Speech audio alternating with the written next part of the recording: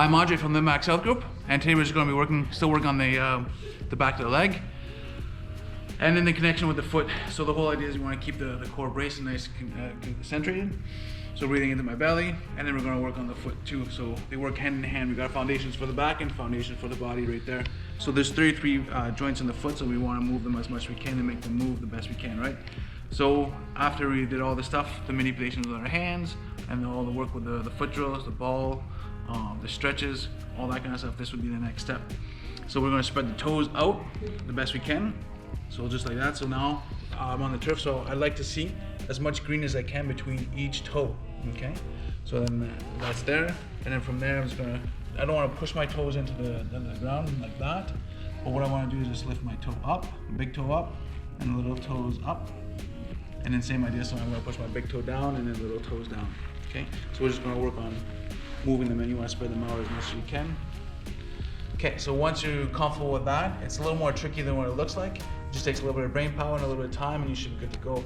And then once you're there, you want to lean forward. So I'm bringing my knee past my foot if I can. So now I'm working on my ankle mobility.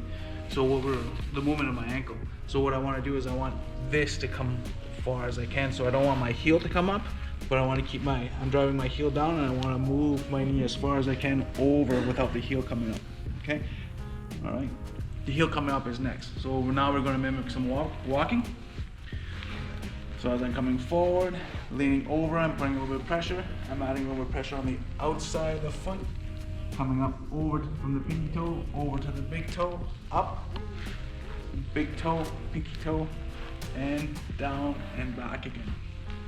So once you have that sequence all set up, what we can do from there, same idea. So now I can add a little bit of hip flex, hamstring stretch. So I'm pulling backwards, driving my heel into the ground, keeping the toes spread. And then you should feel the stretch in the hamstring smack in the middle of the musculature.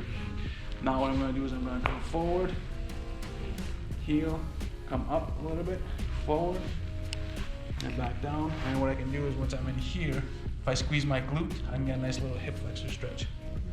So I'm just kind of staying up nice and tall, okay, and then back again.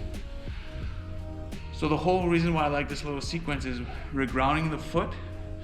And then that's what we need, okay? If the foot's not grounded, if the foot's not active, then the rest of the musculature won't fire, okay? So if we can get the foot acting more, you'll get anywhere from like 20 to 40% more activation from the glute, which helps stabilizes the hip, stabilizes the knee, and helps us with low back pain as well, and stabilizing the low back. So keeping the core and the hip in sync will help a lot. Perfect.